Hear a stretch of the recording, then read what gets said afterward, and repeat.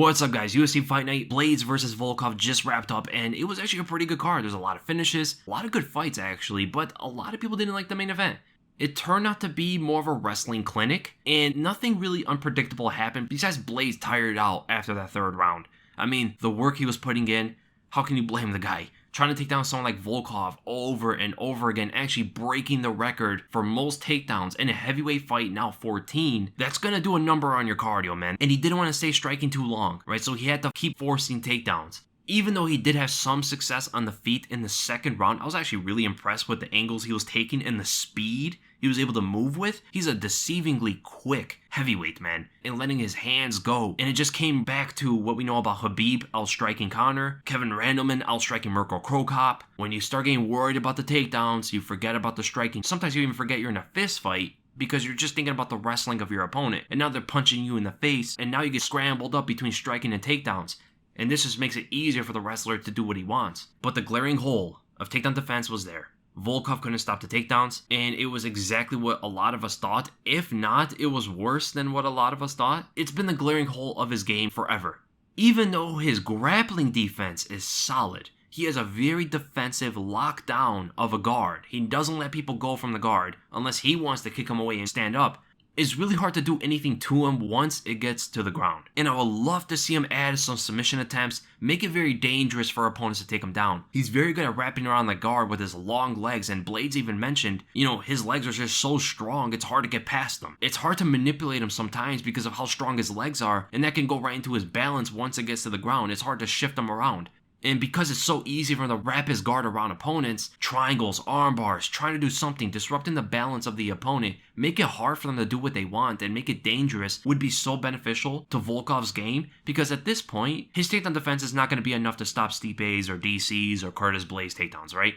And he already has respectable grappling where guys like Curtis Blaydes and stuff can't get past his guard that well. So might as well build on that and build on some submission attempts, just attacks from the guard. And that's just going to make him a very dangerous opponent no matter where the fight goes. And also allows them to stand up and be more confident in that area to not get taken down. But man, Curtis Blaydes' new name should be like Khabib Blaydes or something. I mean, the positions he was running through against the cage was almost like a heavyweight Khabib. It was crazy how much impact Khabib has had on MMA due to some of his influence popularizing some positions that a lot of fighters don't use in MMA. And now they're picking up on it. We've seen Alistair Overeem do it. Now we're seeing Curtis Blaydes do it. And learning from some of the best like Curtis Blaydes is doing, it just shows fight IQ. It's showing he's a student of the game, and he's going to be a really hard opponent to beat as long as he does what he says and improves that cardio after that third round, man. I understand not every fight is going to be so draining from multiple takedown attempts after another like he did here against Volkov, because some fights he might be a little bit more confident in standing up with them, but against guys like Francis Ngannou, it's still going to be tough. You're still going to have to work those takedowns over and over again, And that goes right into who these guys should be fighting next. Curtis Blaydes is number 3. Number 2 is Francis, who he lost to twice. Number 1 is Daniel Cormier, and then there's Stipe Miocic. And they're fighting each other. There's nobody that makes sense. Number 4 is Derek Lewis, and everybody under that, Blaydes is pretty much beat. You can do Derek Lewis versus Curtis Blaydes if Lewis doesn't have a fight booked. If not that, I guess a third fight with Francis Ngannou. Like, there's nothing left for both of them. Derek Lewis is the only logical option for either of these two. And if they can't get that fight rolling with either of them, just have them fight each other again, because nothing else makes sense. Unless they want to both wait it out. Francis is going to wait out a while. Curtis is going to wait out even longer. It's a tough position. The DC-Stipe fight is kind of holding up the division, but it makes sense. So it's just an unfortunate position for the heavyweights. And as for Alexander Volkov, I like to see him fight Alistair Overeem. Two of the best kickboxers in this division. They're right next to each other in the rankings. But you would have to think Alistair Overeem would take him down as well. Like he would go that route. He has good wrestling and even better grappling. It's a tough place for Alexander Volkov, man. It's a tough place with some of these fighters who can wrestle. I mean, even the strikers in this division will probably be able to take him down. And then we go to the co-main event. Josh Emmett defeats Shane Burgos by decision. Man, the chins on these two is insane, man. They are so durable, especially Shane Burgos. I mean, Shane Burgos was eating punches that would have knocked out Ricardo Lamas 10 times over. Right, taking punches from a guy who now has the record for most knockdowns in the featherweight division's history with 10. He now has the record, even though he only has 5 featherweight fights in the UFC. So that's averaging 2 knockdowns every fight. taking shots from that guy. But Shane Burgos' defense is just a huge liability. Overall, just generally speaking, the shots he was taking was alarming. Eating overhands, eating left straights, eating these huge punches, even though he was moving his head with some of them. He wasn't taking a few of them flush, but the overall damage, the amount of punches he was taking was not healthy. That's just not healthy, especially for a young guy like him. Like I said before, if you have a good chin, you never want to show anybody that. You never want to put it on display. And it seems like Burgos just trusts his chin way too much. And you also have to take note about something. Josh Emmett hurt his knee early in the fight. First round, busted his lead knee. He's trying to blitz his way down, and then he tried to redirect out, and he kind of locked his knee and stepped on it off. And ever since then, it was kind of shaky, and it was injured, and he felt it. And 100%, if you've never thrown punches with a hurt knee, it does definitely take off power from your punches, 100%, because it directly impacts the balance, and the balance directly factors into the power. He tried to work with it by doing what he usually does. He switches when he throws the right hand, and that is specifically taking off some of the weight off of the lead leg, because when you're going to throwing out the right straight, for an example, you're leaning your body forward like a lot of MMA fighters do, and you're putting a lot of weight on your front leg, and that can put a lot of pressure on your knee when it's already injured, you know? So he tried to switch forward either into parallel or southpaw, and usually after that, he will throw out the big left. And that actually dropped Burgos a few times. He would hit him with that switch left, and it was getting right through. Maybe because the opposite stances, the open side on each other, that left hand was landing. Although the right hands were landing as well. Burgos' defense is just not balanced with his offense. He has some of the best offensive weapons, some of the best offensive striking in the featherweight division. His defense is not comparable. It's so open. He gets hit too much. We thought about some of his previous fights like Makwan Mirkani, Kelvin Kattar, etc. He gets hit too much. For as sharp and smooth his striking is, you would have to think his defense would be something similar, you know? But he just sticks his chin out there, gets hit. He doesn't move back. He just tries to use trunk movement and head movement a bit. And when opponents are trying to blitz you down and switching far into your range and closes in, you got to kind of move back a bit. You can't just use head movement at that point. You got to move your position. Even though Shane Burgos had really good moments in the fight, that jab was precise. That straight right was precise. Those counter inside leg kicks were really damaging Josh Emmett. It was a reason why some people thought that Burgos might have even won the fight or got into a draw if the last round was 10-8. But man, he was just dropping his hands so much. We know that about him. But it's frightening when you see him keep his hands down when he's under fire. I mean, we're talking about even when he gets hit, he's keeping his hands down after. And we know Josh Emmett continues with some combinations sometimes. The only real time I see Burgos ever lifting his hands up is either to attack or to parry. And you cannot parry those big looping punches all the time. And for all this, you got to give a lot of credit to Josh Emmett. Even with the adversity of the injured knee, he never got a takedown. He attempted a few, but didn't use them too much to fake a lot of things. He didn't attempt a lot of them. He pretty much beat Burgos at his own game, usually sitting out from far range. You got to give the guy a lot of respect for that, man. Fighting compromised, powers diminished, and fighting the guy at his own game and beating him and dropping him a few times. Mad respect to Josh Emmett. And this is huge. Going further in the featherweight division, you got to take note. This is number 8 versus number 10. That's how stacked this featherweight division is. And Josh Emmett, I believe, is going to go up to number 7 for sure without adjustments after the fight because Frankie's number 7 and he's going down to 135. I like to see Josh Emmett versus Kelvin Kattar because everybody else above that is pretty much booked. Yair is going to fight Zabit. Chan Sung Jung is going to fight Brian Ortega, and Holloway's fighting Volkanovski. You could do a rematch with Jeremy Stephens, but I like to see Josh Emmett go up a bit. Fight Kelvin Kattar, that'd be an amazing fight. Jeremy Stephens versus Shane Burgos would be a good fight as well. It's a scary one because Burgos, again, man, that defense. You do not want to get caught clean by a guy like Stephens as well. But it would be a very offensive fight. And then we go to Raquel Pennington defeating Renault by decision. Not too much to say about this fight, to be honest. It was a competitive fight, but Pennington was using her physicality, using her strength advantage, and using that tie clinch.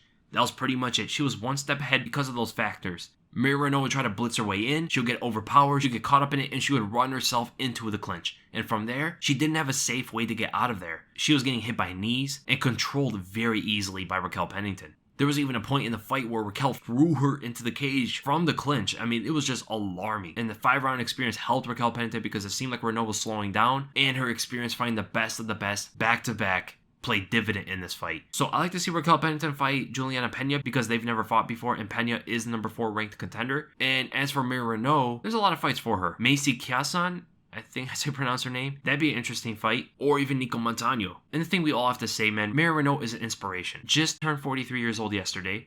She's a mother. She's a high school teacher. And she's been fighting at the highest level of her professional athletic career for years now. She's been a top 10 fighter almost her entire career in the UFC. Huge inspiration, man. She's definitely not making it easy on herself. And then we go to Belal Muhammad defeating Lyman Good by decision. This fight went pretty much like I thought it was going to go, besides the fact that Belal Muhammad didn't use as many feints. And feints are something that Lyman Good definitely bites on, and it backs him up. That is why Lyman Good was able to back up Belal Muhammad, because there was nothing in his way. He was kind of just marching down, showcasing his power, and Belal Muhammad is using his movement to get away from it. And he actually did that very well. Either just obviously blatantly moving out away from it. When he's moving around the cage, he was moving to his own right away from the right hand of Lyman Good. Or he would counter the right hand by following another method. He would actually switch into southpaw, which would open the right hand for Lyman Good, as well as Belal would move into that side. He would move into the right hand, but he only did it for a moment. He never stayed doing that. He would just switch southpaw, take a few steps into the right hand, and if he triggered the right hand and it came out at him, he would actually redirect to his own right away from the right hand, shifting his weight and letting the left hand down the center, getting off the line of sight completely. But if the right hand never came, Belal Muhammad would just switch back into orthodox and move away from that side. Like, he never stayed doing that except once.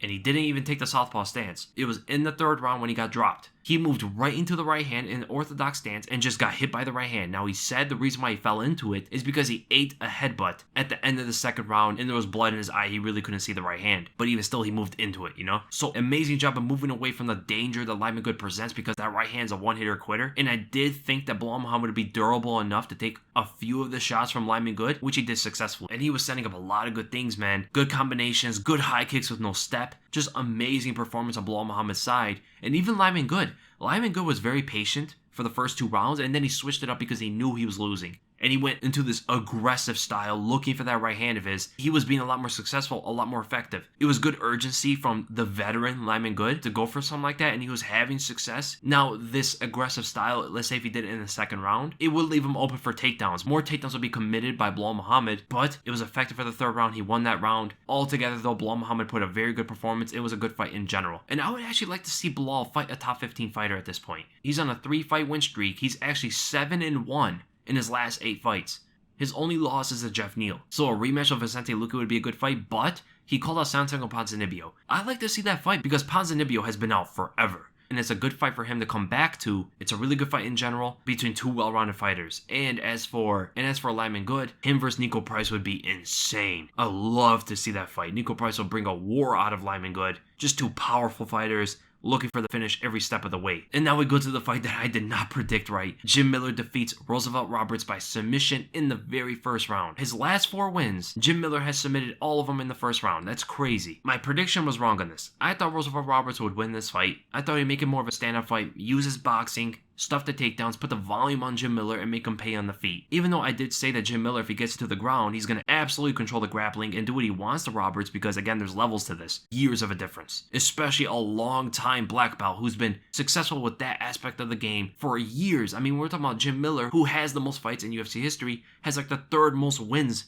in UFC history. Very successful career. The thing where it all went downhill was like 20 seconds into the fight. Roosevelt Roberts threw that front kick. Miller threw his own leg kick, caught the front kick, and followed the unbalanced Roberts on his way down.